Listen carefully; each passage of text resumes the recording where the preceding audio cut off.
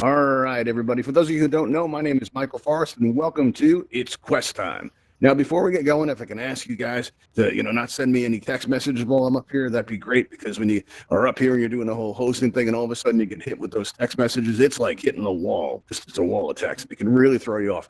So if you can hold those, comments off till the end like that, I really appreciate that. That'd be great. Even better, the best way to get a hold of us is to join our Discord, which you'll find above the stack bar in the back. Or actually, I think it's actually down here on the stage. Yeah, it's down here on the stage. But also, speaking of which, if you guys stay off of the stage area, I'd also appreciate that very much. This way, nobody blocks the display, and I got a little bit of room to move around, do that whole hosting thing, right?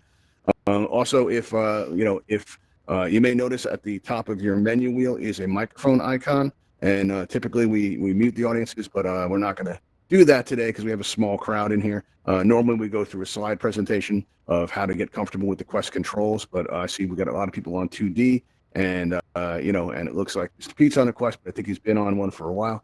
And are you on a Quest, Mr. Pete? Am I wrong to assume that? You might be on something else. Possibly, maybe. Okay, yeah, all right. Looks like. Yes. Well, yeah. So what we normally do is we go through some movement stuff, and we get people acclimated to Altspace on their Quest. But when we have small crowds like this, what I like to do is a question and answer type of format where you guys can ask direct questions. And we do have the Quest 2 coming, and I'm sure we've all heard different things about what that's going to be like.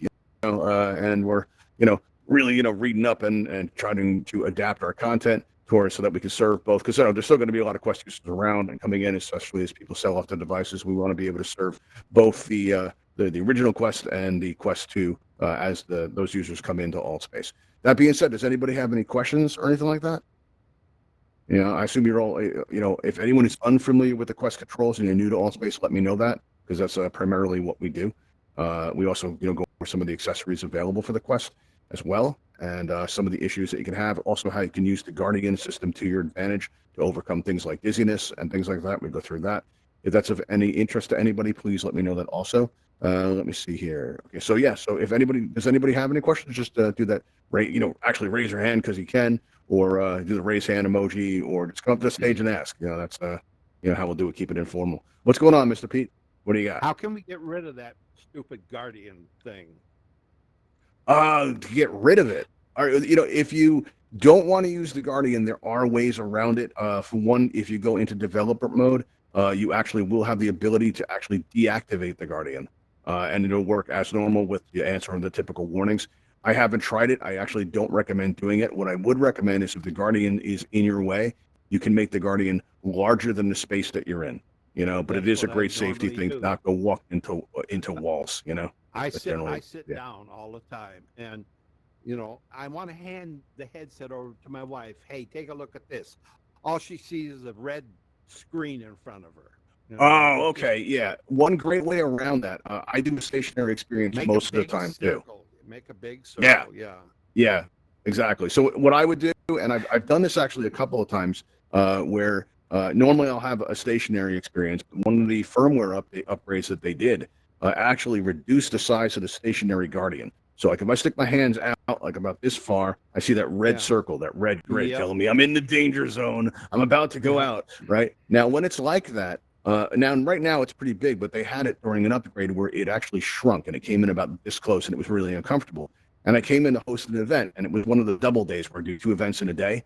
And the first one was go time, and I'm in there, and every time I put my hand up like this, it was through the Guardian. So I had to pretty much do the whole show with like a laser in my face, and it was very uncomfortable. The way I resolved it was I switched before the next show. I went in to have a room scale experience, and I drew the Guardian system around the entire room, right through the furniture and everything, right? And then I sat back down, and I recentered myself.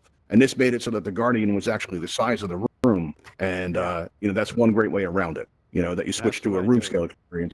Yeah, it's the best way. You actually can turn off the Guardian if you need to. You go into when you first are in the Oculus home screen, and I believe you have to be in developer mode for this. But once you're on the right-hand side where they have the settings, you can go in there and look through the settings, and there is an area where you can deactivate the Guardian. All right, and it's again not recommended because you can just make the space bigger. That's a way around that. All right. So, does anybody else have any other questions at all? Hey, Bubble, how's it going? Welcome.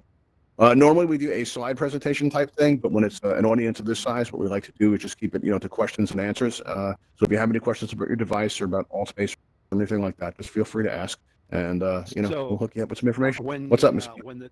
When the new Quest 2 comes out, and everyone says, well, you don't want to get the first one comes out because they're going to have problems. You need to wait till they work out the problems. Is that true or not? You know what? A lot of people, listen, that did actually happen a couple of times. Like the first goes had issues with them, and that can happen when they do a first production run.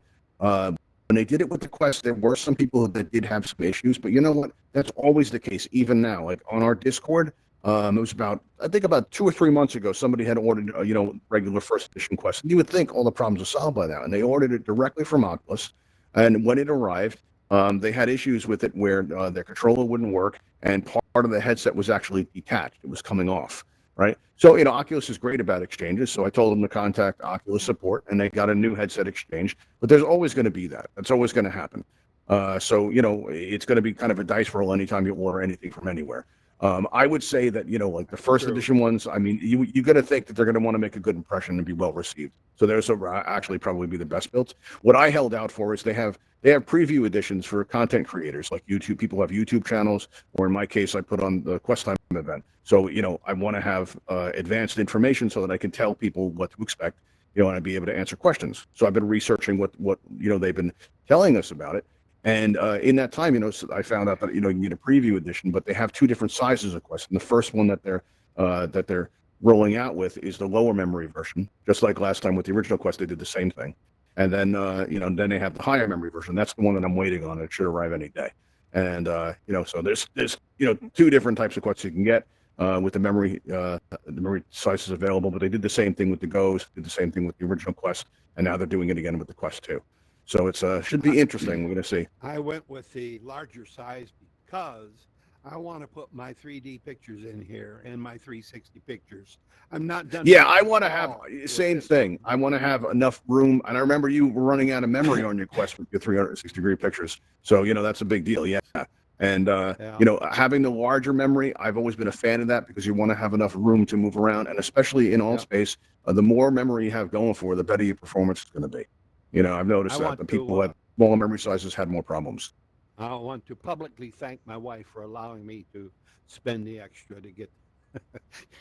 Oh, that's nice. Can she hear you now? She's sitting next to me here. And hi, Mr. Pete's wife. How's it going? This guy's doing a presentation. He says hi. Hello from VR.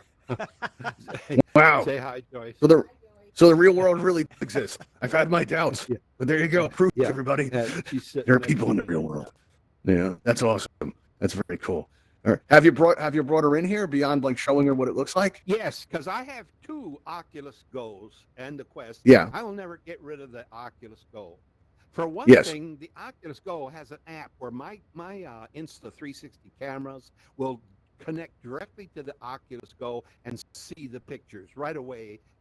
And oh, that's awesome. It will not do that on the Quest. I'm very disappointed, and I think the new one I won't be able to either. I don't understand why. Well, I hope that that's not the case because that's a very good function to have there. And it's good to hold on to the headsets though because you never know, like when you can get somebody else in the VR. I brought my whole family in. My parents have come in.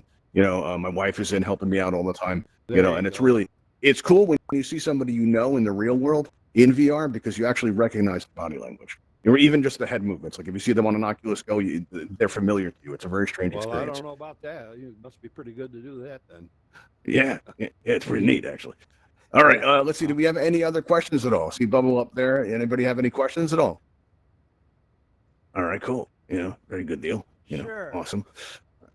What you got, Veg? What's going on? Since I don't have one of these devices, what's the average runtime on the batteries before they go out? All right. Well, on the now last time you were here in the last event at Go Time, I told you the Go can last, at best maybe an hour, You will find that on the Quest, you get the battery management is a lot better. And largely, I think this has to do with the internal fan and the ability that it doesn't run hot. Because whenever the Go would heat up, that would be like a ticking time bomb or, failure. The fan helped a lot with that, but at best, on a good day, you'd get about 45 minutes, maybe an hour out of it if you didn't move around too much. The Quest, however, will last a lot longer. And also what's great about the Quest is you have the ability to use it while it's plugged in. They recommend you don't do that for standing experiences, obviously, because you're going to pull on the cord, and that's going to result in some trauma to the device. But for seated experiences, it's fine. I use it plugged in all the time myself. It's never, been an issue. And the internal fan very rarely goes on. The very first time that it went on was when I first got the headset. It was in the middle of summer. It was very hot out, and all of a sudden I heard this sound, and I couldn't figure out what it was because it sounded like it was coming from the next room. In the space that I'm in, it sounded like it was coming from the room I have in that direction over there. And it was, it sounded like it was some kind of, I'm figuring, is that a car or a plane? It's been going for a while, and it didn't sound like it was coming from me. It took me a while to figure out that it was actually the fan. Are you saying that was there's a fan in the Quest? Yes, there is actually. Right inside, I believe it's right around where your left eye is. I'm pretty sure where that is. Are you kidding me? But it's a small mini fan. Never even knew. I don't see the vent holes for the. It very rarely goes off. It is very rare that it will go off. And back when Altspace was I was one of the beta testers that came in first, I set the side load the app onto the Quest in the beginning before Altspace was in the Oculus store. And back then they hadn't tweaked the performance yet. So it was very easy to have the performance straining the device. And so the fan would go off more regularly. But if your device is put under like a severe processor strain, there is a fan inside that will go off if it gets too hot, and that, but you'll never overheat because of that, which is unless the fan's effective. On my Go, I keep it plugged all the time, but I have a 4-inch USB computer fan attached right to the. That's the way to go. And that's the way to go. Yeah, and it worked perfect. It's fantastic. I've heard people use heat sinks, but it doesn't seem to work as effectively as that mini fan. The mini fan is definitely the way to go. You'll never, if you have an Oculus Go and you're on one, you'll never overheat again if you get one of those. What was that, Mr. Pete? I didn't catch that. It's quiet. It's very quiet. You don't hear it, and it's not heavy. It's very light, and I just use some sticky. You barely feel the thing. Wax type stuff to stick it onto the helmet.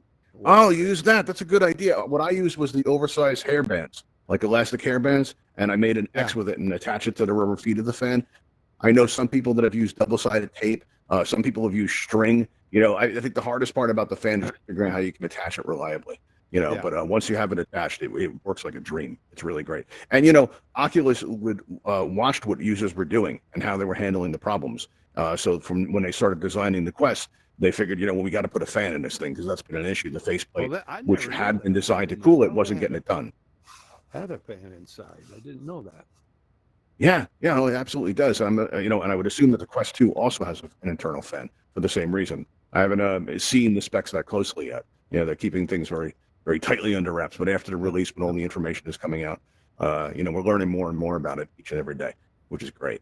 All right. Does anybody else have any other questions about the Quest or about the Quest 2 or anything like that, or about Altspace or about your device? If you're on another device, I'm happy to take those. Anybody else? No? Okay. Well, what have you, Mr. Pete, what have you heard about? Oh, here we go. Veg, what do we got? How do you know when your battery is getting low? Is there an indicator anywhere, or do you just? That's a good question. There's a couple of things you can do.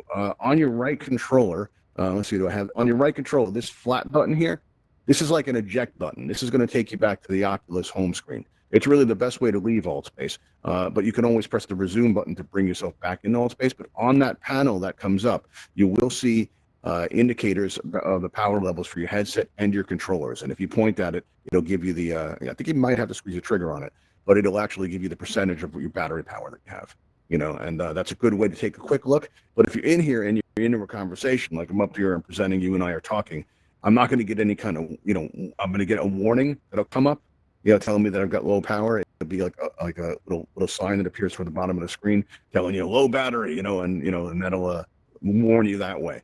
But normally it's a good idea to never get that low because the lower the battery power, and this is true of all mobile devices, If you come in on 100% charge, you're going to have a better performance. But if it's down to say something like a 20% charge, you're going to notice things like your screen's going to flicker. You're going to start noticing performance problems. So it's always a good idea to keep that battery tapped up, as much as possible. And if you are going to be in here for a while, either have a plugged-in experience or use an external battery pack that can help an awful lot with that. So that's another thing. What's up, Mr. Pete? One thing I've done is a magnetic plug-in things. A little device plugs into the helmet. Yes. And the cable has a magnet on the end. Absolutely. Yes, the MagSafe cable is something we recommend using in its go time, that event. Yeah, it's a dream, that thing. Because listen, it's one thing. I don't have the MagSafe cable hooked up to my Quest, and I actually really miss it. Because when you pull on that cord, if you move your head wrong, right, your whole headset just slides down and your whole world kind of gets turned upside down. It's not a good feeling. But I imagine tethered users go through that an awful lot. People who are using like Rifts and stuff and hooked up to their PCs, they probably go through that quite a bit. But that MagSafe cable is it's just a dream, that thing, because it just pops right off and you don't even have to come out of VR to fix it. You can just hold it up to the side of the device and like thunk into place. You have a question there, Ian? What's up? Or are you just saying hello to everybody? Just saying hi. Oh, okay. Well, hi everybody. That's nice of you. Let's see. My producer Morgan tells me that the 90-degree plug on the Quest is nice, though. The angled plug. I like that. I'm a big fan of that because it actually tilts the wire down, which is great. See, somebody's got some feedback there. What's up, Steve? How's it going? Okay. Can you hear me? Yes, I can, and I can hear myself coming through you. There we go. Oh, I get a headset. No, it's fine. I like, actually, as much as people hate the feedback, and I understand how it throws people off, it's really cool because it shows me the sound delay.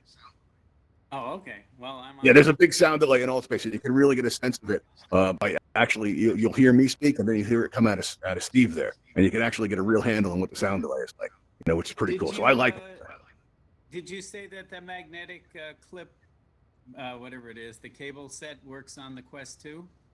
It's a MagSafe cable, and I do believe that they have variations of this for the Quest. I've seen a couple of them, but because of that 90-degree cable, the way it goes in, I didn't want to mess with that too much. You can get it to work, yes. So you basically, if you look for a MagSafe cable with the USB-C connection, you'll find one that'll work for it. But we actually don't list that as a recommended product. Too. Those are 90-degree too. They have 90-degree. Mine's actually sticking straight out, but it's okay.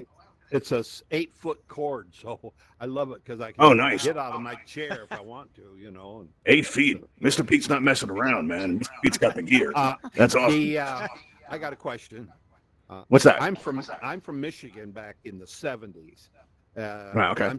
I'm 78 years old. I worked in radio as an announcer and salesman and sold and produced radio commercials. Nice. You got a voice for radio. So what's going on there? Well, I have not done radio. Well, I appreciate hearing that. That's awesome. But what I did actually, I used to volunteer for a not-for-profit ISP years ago, and they had internet classes. And so I would go up and I would teach internet classes, and it wasn't radio, but it was still it was very similar to what I'm doing here. It was a very similar thing. You got the voice for radio.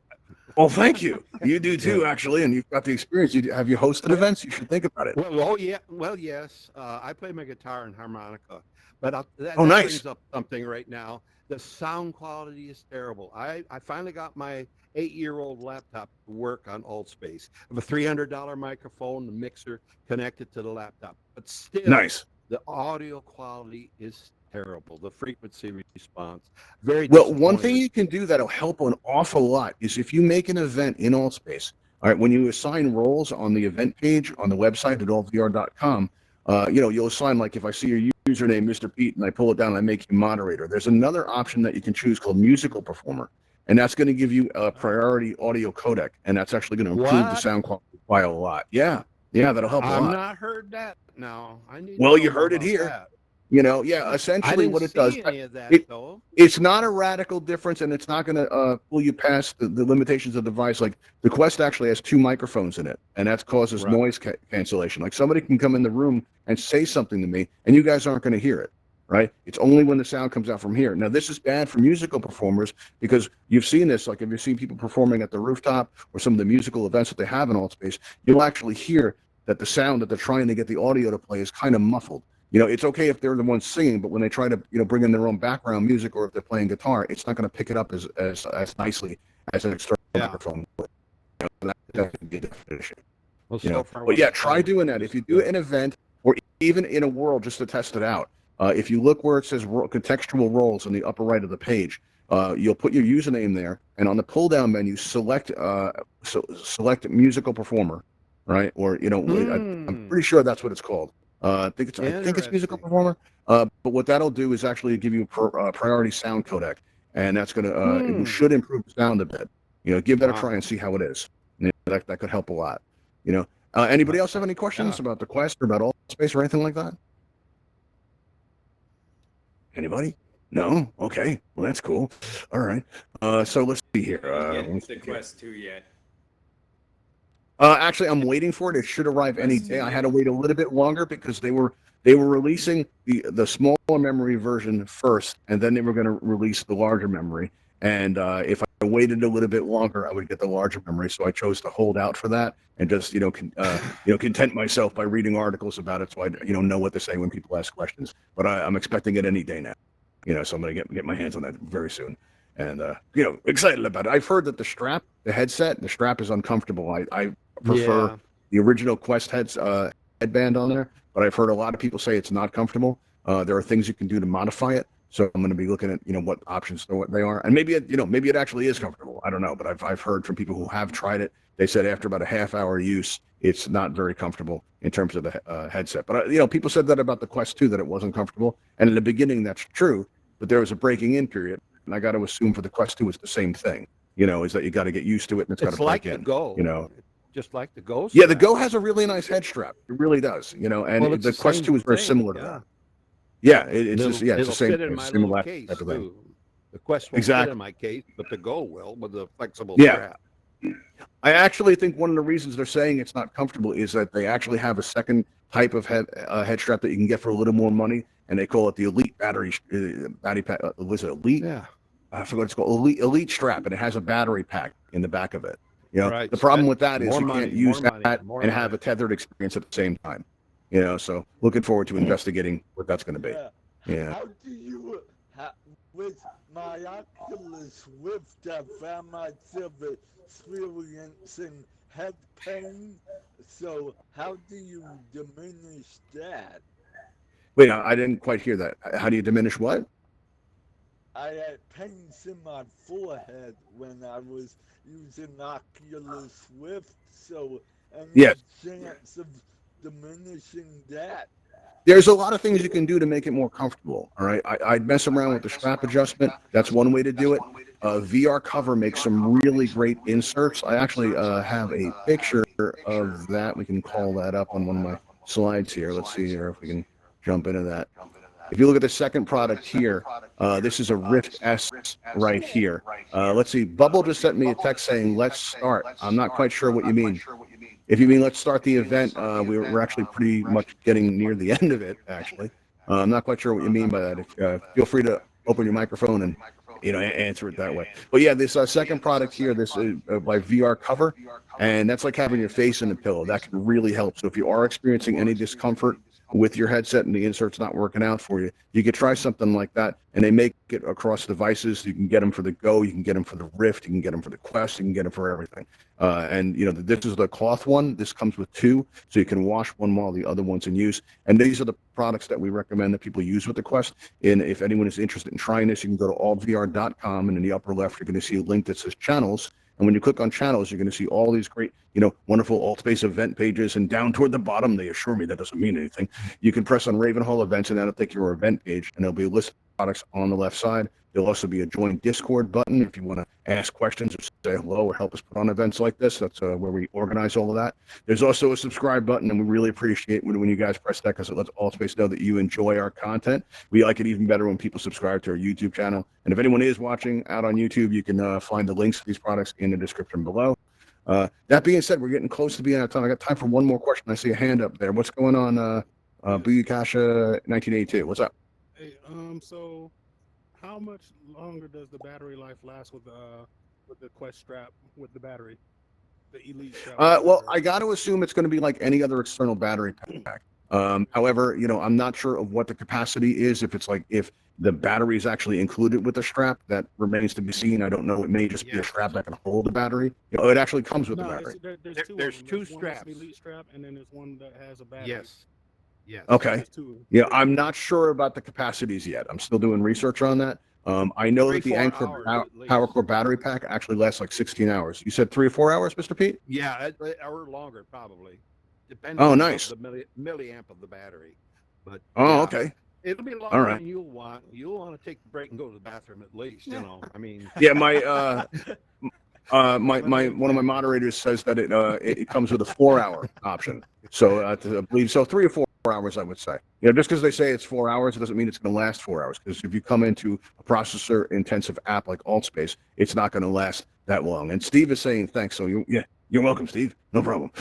All right. Listen, everybody. Wait, say this again. That was the Quest 2, right? The Quest 2 is 2-hour battery life, and then the battery pack extends it another 2 hours. Yes, Or longer. it's variable based on what you're doing.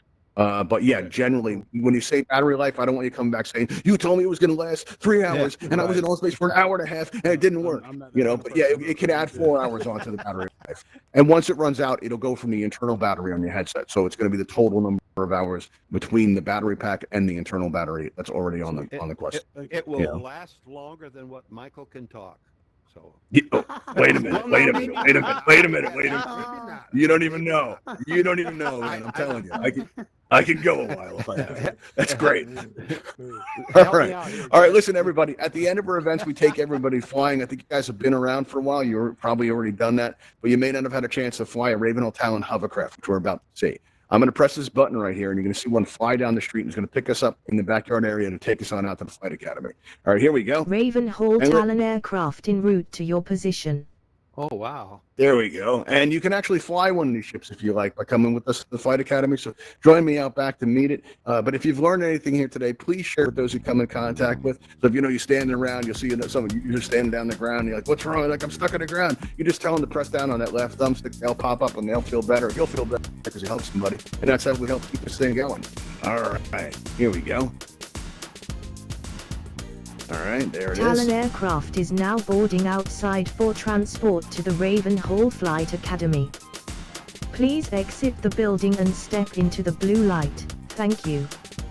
Thanks for coming, everybody. Been a great audience, and I'll see you next time.